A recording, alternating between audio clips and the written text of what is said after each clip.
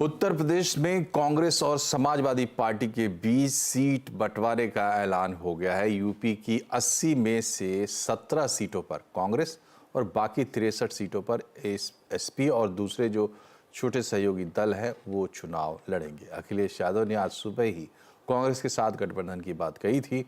UP में 7 साल बाद कांग्रेस और एसपी दोबारा एक साथ मिलकर चुनाव लड़ेंगे। आज शाम कांग्रेस और सपा ने ज्वाइंट प्रेस कॉन्फ्रेंस करके इस गठबंधन का सीटों के बंटवारे का ऐलान किया।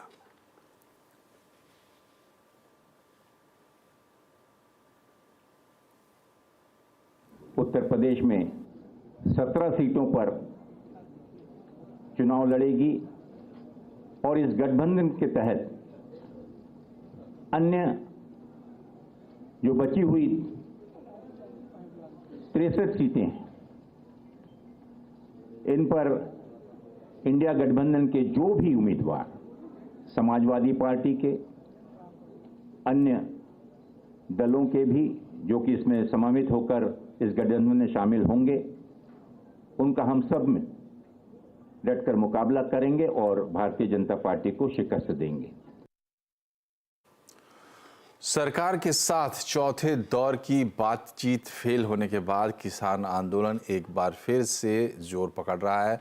किसान एक बार फिर से दिल्ली की तरफ कूच करने के लिए निकल पड़े हैं, लेकिन पंजाब हरियाणा के शंभू बॉर्डर पर किसानों को पुलिस ने रोक कर रखा हुआ और किसानों को रोकने के लिए पुलिस ने ड्रोन से आंसू गैस के गोले भी छोड़े हैं। इसके बाद वहां हालात थोड़े तनावपूर्ण हो गए। किसानों के प्रदर्शन के मामले को लेकर हरियाणा सरकार आज पंजाब हरियाणा हाईकोर्ट भी गई थी, लेकिन कोर्ट ने तुरंत सुनवाई करने से मना कर दिया। इस बीच कृषि मंत्री अर्जुन मुंडा ने एक बार फिर से किसानों को बातचीत का न्योता दिया है। उन्होंने किसानों से शांति बनाए रखने की अपील भी की है। पुनः 5वें दौर की बैठक और उस बैठक में ऐसे सभी मुद्दे जिन मुद्दे पर हम मिलकर समाधान निकाल सकते हैं, वार्ता के लिए हम तैयार हैं। चाहे वो एमएसपी का हो, चाहे वो पराली का मुद्दा हो, चाहे एफआईआर का हो, चाहे क्रॉप डाइवर्सिफिकेशन का हो, ऐसे सभी मुद्दे पर बातचीत के लिए हम तैयार हैं। और मैं यही निवेदन करूंगा कि सबको शांति के साथ ऐसे विषयों पर बातचीत करते हुए समाधान ढूंढने की ज़रूरत है। और यहाँ से किस ओर बढ़ रही है पूरी कहानी, असीम मंजंदा हमारे साथ जुड़े हुए हैं। असीम, बताएं क्या उम्मीद करें आगे? सरकार और किसानों के बीच अब तक 4 दौर की बातचीत हो चुकी है, लेकिन अभी तक सहमति नहीं बनी है। इस बीच किसानों ने अपना आंदोलन की शुरुआत फिर कर दी है। शंभू बॉर्डर पर हमें पुलिस और किसानों के बीच में झड़प भी देखने को मिली और इसके बीच जो कृषि मंत्री अर्जुन मुंडा है, उन्होंने एक बार फिर से किसानों को बातचीत में शामिल होने के लिए न्योता भेजा है। कृषि मंत्री का कहना है कि वो सभी मुद्दों पर बातचीत करने के लिए तैयार है, चाहे वो किसानों का एमएसपी का मुद्दा हो, चाहे वो पराली जलाने का मुद्दा हो, चाहे वो क्रॉप डाइवर्सिफिकेशन का मुद्दा हो, या फिर वो किसानों के ऊपर हुई एफआईआर वापस लेने का मुद्दा हो। किसानों को आगे आकर के इस पर बातचीत करनी चाहिए। किसानों को अपना आंदोलन शांतिपूर्ण करना चाहिए। ये भी बता दूं कि कल संयुक्त मोर्चा किसान की बैठक कल होने वाली है, उसके बीच में आगे की रणनीति तय की जाएगी। तब तक किसान अभी बातचीत ज्वाइन करने के लिए आगे नहीं बढ़ रहे हैं। किसानों का कहना है कि इस हालात में बातचीत नहीं हो सकती है, तो कल की बैठक के ऊपर हमें नजरें बनाए रखनी होंगी और उसके बाद आगे की रणनीति तय होगी कि सरकार और किसानों के बीच फिर से बातचीत शुरू होती है या नहीं। शुक्रिया असीम। और भारतीय किसान यूनियन ने अपनी मांगों को लेकर यूपी के अलग अलग जिलों में विरोध प्रदर्शन किया। राकेश टिकैत की अगुवाई में सैकड़ों किसानों ने ट्रैक्टर लेकर मेरठ से के डीएम ऑफिस तक कूच किया। कई किसान तो बैरिकेड गिराते हुए ट्रैक्टर लेकर कलेक्ट्रेट के अंदर तक पहुंच गए। इसकी वजह से माहौल गर्म हुआ। राकेश टिकैत ने कहा कि संयुक्त किसान मोर्चा की बैठक में तय होगा कि उन्हें दिल्ली जाना है या नहीं। किसान आंदोलन के समर्थन में पूरे देश का किसान एकजुट है। वो मांग हमारी है, एमएसपी गारंटी कानून बड़ा सवाल है। आज स्वामीनाथन कमेटी की रिपोर्ट उसे लागू कर दो, नहीं तो ये आंदोलन देश भर में चलते रहेंगे। आवेंगे वे किसान भी आएंगे दिल्ली मोर्चे तोड़ेंगे वे भी। अगर मांगे पूरी नहीं हुई तो आगे जाकर आंदोलन चलेगा लंबा। ये किसान वापसी तो जाएगा नहीं। सरकार गन्ने की एफआरपी बढ़ा सकती। सूत्रों के मुताबिक एफआरपी में बढ़ोतरी अब तक की सबसे ज्यादा हो सकती है। सरकार आज होने वाली कैबिनेट की बैठक में इस पर फैसला लेगी। थोड़ी देर बाद इसकी जानकारी भी मिल जाएगी, लेकिन फिलहाल क्या अपडेट्स हैं, लक्ष्मण रॉय के पास चलते हैं। बताएं लक्ष्मण जी। दरअसल जिस तरीके से किसान आंदोलन आने वाले दिनों में और तेज होने के आसार दिख रहे हैं, इस लिहाज से कहें तो कैबिनेट की आज जो बैठक होने जा रही है, इसमें जो फैसला लिया जाएगा वो उस नजरिए से गन्ना किसानों के लिए एक अच्छी खबर कही जा सकती है। जो सूत्रों से जानकारी मिली है उसके मुताबिक सरकार गन्ना किसानों के लिए एफआरपी में बढ़ोतरी कर सकती है। एफआरपी यानी फेयर एंड रेम्युनरेटिव प्राइस, यानी जिस कीमत पर गन्ना किसान अपने गन्ना को चीनी मिलों को बेचते हैं, और ये बढ़ोतरी अब तक की सबसे ज्यादा बढ़ोतरी 8% की हो सकती है। अभी 315 रुपए प्रति क्विंटल गन्ना की कीमत है, एफआरपी है, उसको बढ़ा करके 340 रुपए प्रति क्विंटल करने का प्रस्ताव है, यानी 25 रुपए प्रति क्विंटल गन्ने की कीमत में बढ़ोतरी की जा सकती है। ये उन गन्नों के लिए जिसमें 10.25% रिकवरी रेट है, यानी एक क्विंटल गन्ना से अगर 10.25 किलो चीनी निकलती है तो ऐसे गन्ना के लिए ये कीमत होगी, और इससे करीब 5 करोड़ किसानों के लिए फायदे की बात कही जा सकती है। और ये दरअसल शुगर सीजन 2024-25 के लिए होगा, जो 1 अक्टूबर 2024 से होगा। और एक तरह से कहें तो सरकार समय से पहले इस एफआरपी की घोषणा कर रही होगी, अगर घोषणा करती है तो, और इस वजह से इसको किसान आंदोलन से जोड़कर देखा जा रहा है। हालांकि वैसे इस कैबिनेट की बैठक में और सीसीए की बैठक में कुल 12 प्रस्ताव हैं, लेकिन सबसे महत्वपूर्ण गन्ने की एफआरपी थी। एक दूसरा और महत्वपूर्ण प्रस्ताव वो है स्पेस सेक्टर के लिए। स्पेस सेक्टर में एफडीआई यानी फॉरेन डायरेक्ट इन्वेस्टमेंट की जो शर्तें हैं, उन शर्तों में सरकार ढील दे सकती है। स्पेस सेक्टर के कुछ और सब सेक्टर में एफडीआई की छूट दे सकती है। तो इस लिहाज से कहें तो कैबिनेट की बैठक काफी महत्वपूर्ण मानी जा रही है, किसानों के लिहाज से और स्पेस सेक्टर के लिहाज से। शुक्रिया लक्ष्मण जी। और किसानों ने क्यों रिजेक्ट किया सरकार का ऑफर? एमएसपी की गारंटी पर कहां फंसा है पेच? आज आवाज अड्डा में इसी पर होगी बड़ी चर्चा, शाम 7:57 पर।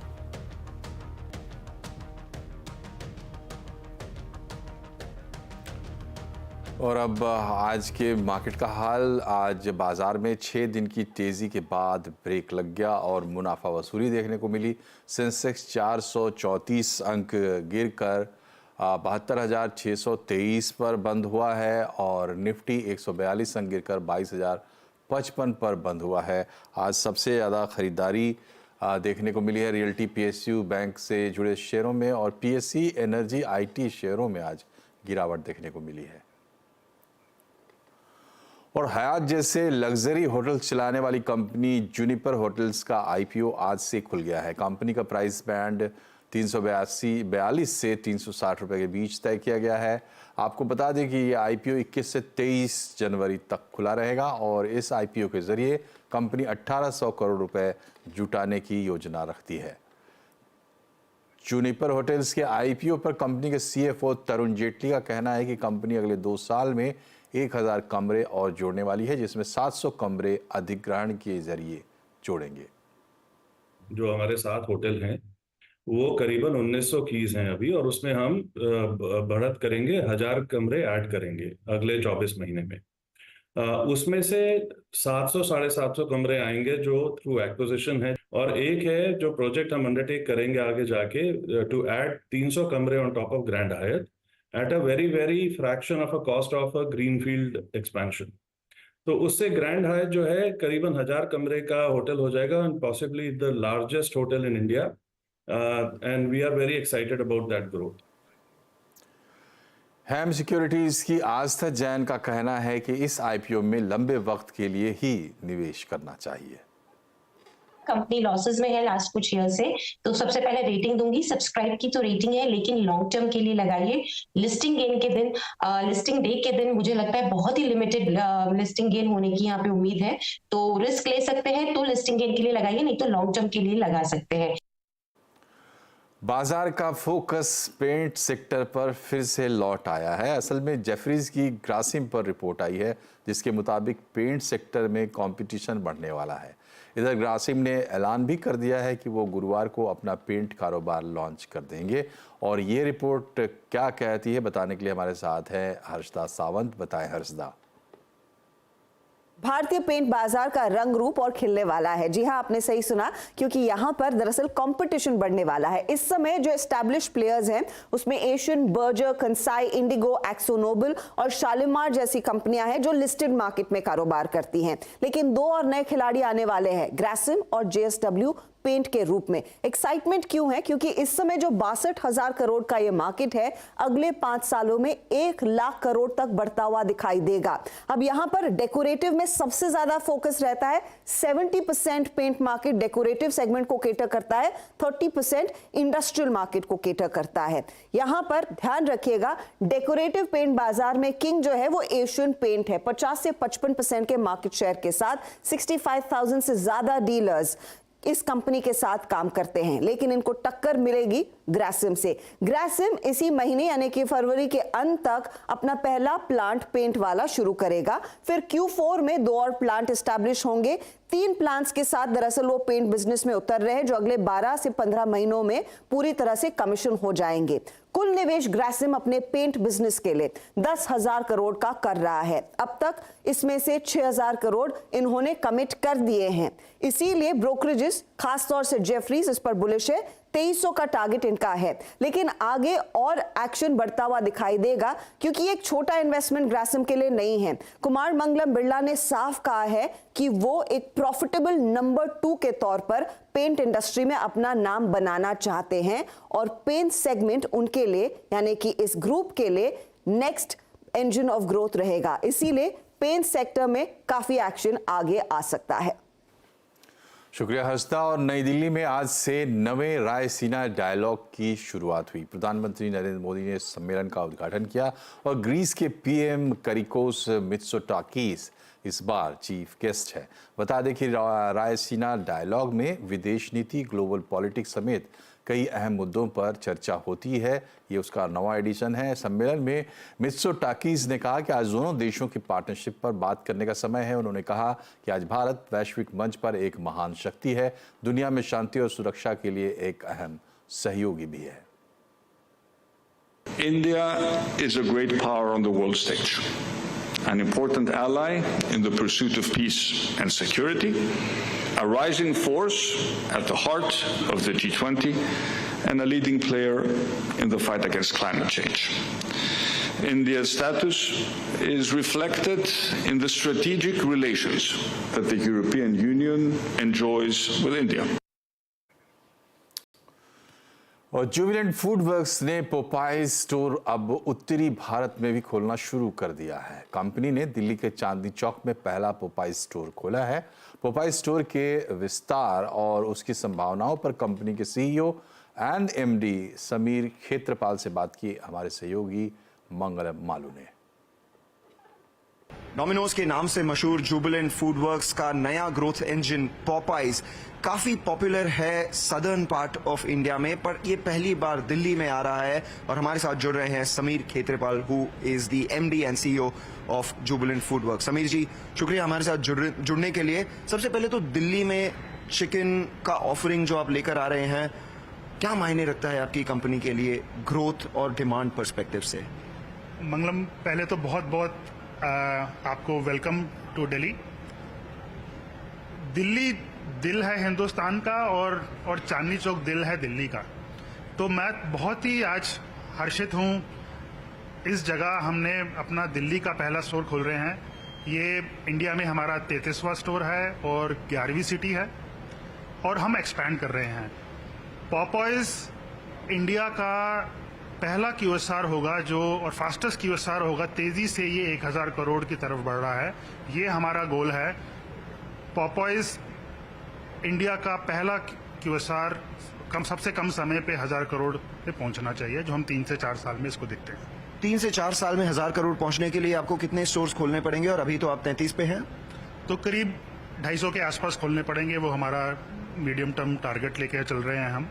और ये हमारा 11वां सिटी है, 33वां स्टोर है। अगले ही हफ्ते हम 4 और स्टोर खोल रहे हैं, तो उसमें से 3 दिल्ली में है और 1 और है, तो हम रैपिडली एक्सपैंड कर रहे हैं। 100 स्टोर तक आप कब तक पहुंचोगे? और दूसरी बात ये कि पॉपाइज में आपका ग्रोथ डोमिनोज को कंपेयर करते हुए देखा जाए तो क्या डिफरेंस है वहां पर? तो बहुत अलग मॉडल है। एक तो 100 स्टोर हम पहुंचने के लिए हम अगले 12 से 15 महीने में पहुंच जाना चाहिए हमें 100 स्टोर। और जो डोमिनोज और पॉपाइज बहुत अलग अलग क्यूजीन्स हैं, अलग अलग तरह के खाने हैं। इसका पर स्टोर सेल्स ऑब्वियसली पॉपाइज की कहीं ज़्यादा होती है क्योंकि चिकन है, चिकन थोड़ा महंगा भी रहता है। पर ये एक तरह से बर्गर, सैंडविच, चिकन रैप्स ये एक ही जगह आपको मिलते हैं, तो कस्टमर हमारे यहाँ पे काफ़ी ज़्यादा आते हैं। ग्रोथ रेट के तहत आप अगर देखा जाए तो अगर समझिए पिज्जा एज अ कैटेगरी 5 या 6% से ग्रो करेगा, तो ये chicken sandwich as a category कितने % पे ग्रो करेगी? तो कैटेगरी ग्रोथ पिज्जा की कम नहीं है। तो ये एक बहुत ही आई थिंक गलत धारणा है लोगों की और एनालिस्ट कम्युनिटी में कि इंडिया ज्यादा पिज्जा खा रहा है और ज्यादा बर्गर खा रहा है, पिज्जा नहीं खा रहा है। ऐसा नहीं है। पिज्जा की ग्रोथ रेट भी बहुत ज्यादा है और 15% है। यूरोमॉनिटर की रिपोर्ट क्लियरली बोलती है। चिकन और बर्गर्स की भी 12 से 13%। तो दोनों की ग्रोथ में कमी नहीं है। मंगलम ये $50 बिलियन की इंडस्ट्री है, इसमें से 2/3 अनऑर्गेनाइज्ड है। तो QSR तो सिर्फ $5 बिलियन, ये 10% सिर्फ QSR है। तो जो हमारा काम है वो ये इस QSR को और पॉपुलर करना, चिकन के थ्रू, सैंडविच के थ्रू, बर्गर्स के थ्रू, पिज्जा के थ्रू और चाइनीज के थ्रू। तो हमारा जो उद्देश्य है वो ये है कि हम अच्छा हाइजीनिक खाना लोगों की प्लेट तक पहुंचाएं और उनके चेहरे पे खुशियां लेके आएं। अहमदाबाद में देश का पहला स्मार्ट पार्किंग बनकर तैयार। ये स्मार्ट पार्किंग पूरी तरीके से ऑटोमेटेड है। ये स्मार्ट पार्किंग कैसे काम करेगा, देखिए हमारे संवाददाता केतन जोशी की रिपोर्ट। अहमदाबाद की स्मार्ट कार पार्किंग में आपको बस ऑटोमेटिक फ्लैप बैरियर को सेंटर में रखकर अपनी कार पार्क कर देनी है। 4 मिनट बाद अपने आप ही रेड बैरियर खुल जाएगा और आपका पार्किंग टाइम शुरू हो जाएगा। जब आप कार को वापस लेने आते हैं तो आपको QR कोड स्कैन करना होगा। आपके मोबाइल की स्क्रीन पर लिंक खुल जाएगा। इस पर पेमेंट करते ही ऑटोमेटिक अनलॉक एक्टिवेट होगा और रेड बैरियर नीचे चला जाएगा और आप अपनी कार लेकर जा सकते हैं। स्मार्ट पार्किंग से अहमदाबाद के लोग काफ़ी खुश हैं। ये जो स्मार्ट पार्किंग आई है उस हिसाब से मुझे अभी जो ऐसे ही लोग खड़े रहते थे गाड़ी में वो सब कुछ बंद हो चुका है और अभी स्मार्ट पार्किंग की वजह से हमें काफ़ी टाइम जगह भी मिल जाती है। और मैं ये बताना चाहूँगा कि अभी यहाँ पे नहीं पूरे अहमदाबाद में ये चीज़ लगनी चाहिए, तो हमारे लिए बहुत बेनिफिशियरी रहेगा। हर स्मार्ट पार्किंग मोबाइल नेटवर्क और इलेक्ट्रिकल सप्लाई से जुड़ा हुआ है। मास्टर कंट्रोल के जरिए किसी भी समस्या को दूर किया जा सकता है। अभी पायलट प्रोजेक्ट चल रहा है। अहमदाबाद शहर में आपको ऐसे AI सिस्टम से सजे स्मार्ट पार्किंग अलग अलग जगहों पर दिखेंगे। ये सिस्टम हम जो स्केल अप करने के लिए हम लोग मिनिमम 50 प्लेसेस में करेंगे। सो ओवरऑल वो इंटीग्रेट करके हम लोग हमारा जो आर्टिफिशियल इंटेलिजेंस बेस्ड सिस्टम के साथ ये भी हम इंटीग्रेट करेंगे। सो उसके साथ एक comprehensive parking system, of street on street parking system Ahmedabad city में मिल सकता है। भीड़ भाड़ वाली जगहों पर ऐसे स्मार्ट पार्किंग से लोगों को काफ़ी आसानी हो रही है। बड़े शहरों में ट्रैफिक सबसे बड़ी समस्या है। ऐसे में स्मार्ट पार्किंग इसका एक बड़ा सॉल्यूशन है। इससे न केवल समस्या का समाधान होगा लेकिन कार चालकों के अंदर धीरे धीरे डिसिप्लिन भी देखने को मिल सकती है। Ketan Joshi, Ahmedabad. Institute of chartered accountants में अब पूरी तरह पेपरलेस काम होगा। संस्था ने इस फैसले के जरिए फाइनेंशियल रेगुलेशन और कॉर्पोरेट गवर्नेंस में सख्ती की वकालत भी की है। इंस्टीट्यूट के नए प्रेसिडेंट रंजीत कुमार अग्रवाल से खास बातचीत की है हमारे संवाददाता आलोक प्रियदर्शी ने। इंडियन फाइनेंशियल सिस्टम जो अभी हमारा है वो वर्ल्ड में सबसे ज़्यादा रेगुलेटेड है। कोई भी फाइनेंशियल सिस्टम वर्ल्ड में इतना रेगुलेटेड नहीं है जितना हमारा इंडियन सिस्टम। इसीलिए आपको जहां भी कोई इशू आते हैं आपको तुरंत पता चलता है। वो रेगुलेशन इतना स्ट्रांग है कि you can not escape any misdeed और एनी अनफेयर प्रैक्टिसेस। तो ये बायजू के जो इशू आए आपके मीडिया में आए, तो बायजू के लिए हमारी एक कमेटी है फाइनेंशियल रिपोर्टिंग रिव्यू बोर्ड, उस बोर्ड में ये हमने टेकअप किया है। एआई को लेकर कितना आप लोग वो है, मतलब है कि सिलेबस में एआई को डालना चाहिए और कितना उससे फायदा हो सकता है? एआई एक टूल है जो आपको रिपीटेटिव रॉट लर्निंग इस सब से आपको थोड़ा निजात दिलाता है। एआई एक सिस्टम है जिसमें आप मेमोरी में उसकी सिस्टम को अगर आप अपने कंटेंट को डालते हैं तो आप जिस तरह का आंसर उस कंटेंट से मांगना चाहते हैं वो आपको रेडिली अवेलेबल कराता है। तो एआई इज आर्टिफिशियल इंटेलिजेंस जो आपके साथ साथ मिलकर काम करता है, लेकिन एआई कोई भी चीज को एनालिसिस नहीं कर सकता है। एआई का अपना कोई दिमाग नहीं है। एआई के मेमोरी में जो आप कंटेंट डालोगे उससे रिलेटेड जो भी इंफॉर्मेशन आपको चाहिए वो आपको इंस्टेंटली अवेलेबल कराते हैं। तो हमारा ये मानना है कि AI is required but as a assistant to the student and member, और उसके लिए जो कोर्स करिकुलम, जो स्टडी मैट, जो ऑडिट टूल्स, जो आपके रिपोर्टिंग है, इसमें जहां जहां हमारे मेंबरों को इसकी जरूरत है वो हम अवेलेबल करा रहे हैं। इसलिए हमने एक कमेटी बनाई है एआई इन आईसीआई। तो आईसीआई के स्टेक होल्डर में जहां जहां एआई की जरूरत है वो हम देंगे। भारतीय रेडियो की सबसे लोकप्रिय आवाज़ रहे अमीन सयानी का 91 साल की उम्र में निधन हो गया है। अमीन सयानी ने 1952 से 1994 तक 42 साल तक फिल्मी गानों के सुपरहिट शो गीतमाला को होस्ट किया था। उन्होंने करीब 5000 रेडियो शोज़ में अपनी आवाज़ दी थी। पद्मश्री समेत अनेक अवार्ड से नवाजे जा चुके अमीन सयानी बोलने के खास अंदाज के लिए जाने जाते थे। मुंबई में कल रात उन्हें हार्ट अटैक से उनका निधन हुआ। प्रधानमंत्री नरेंद्र मोदी ने उनके निधन पर शोक जताते हुए पोस्ट किया है कि उनकी आवाज़ ने उन्हें कई पीढ़ियों के लोगों से जोड़े रखा और अपने काम के जरिए वे भारतीय ब्रॉडकास्टिंग की दुनिया में क्रांति लेकर आए। देश की न्यायपालिका के एक बड़े हस्ताक्षर पूर्व additional solicitor general Fali S Nariman का भी निधन हो गया है। वो 95 साल के थे। उनके निधन पर पीएम मोदी ने कहा है कि श्री फाली नरीमन जी सबसे उत्कृष्ट कानूनविद और बुद्धिजीवियों में से थे। नरीमन ने नवंबर 1950 में बॉम्बे हाई कोर्ट से वकील के तौर पर अपने करियर की शुरुआत की थी। लंबे करियर में कई ऐतिहासिक मुकदमों का हिस्सा रहे। उन्होंने इमरजेंसी के खिलाफ अपने पद से त्यागपत्र भी दिया था। उन्हें पद्म भूषण और पद्म विभूषण के खिताब से सम्मानित किया गया था।